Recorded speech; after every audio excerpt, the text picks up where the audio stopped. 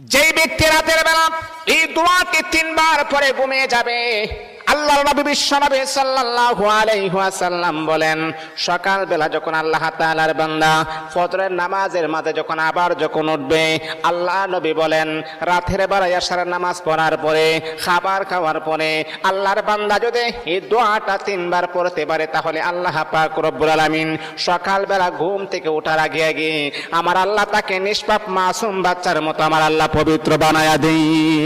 দোয়াটা সবাই আমরা জানি, আমরা সবাই কিন্তু দোয়াটা জানি, কিন্তু আমরা আমল করি না। দোয়াটা হলো আস্তাগফিরুল্লাহাল্লাযী লা ইলাহা ইল্লা হুয়াল হাইয়ুল কাইয়্যুম ওয়া আতুবু ইলাইহি লা হাওলা ওয়ালা কুওয়াতা ইল্লা বিল্লাহিল আলিয়্যিল আযীম।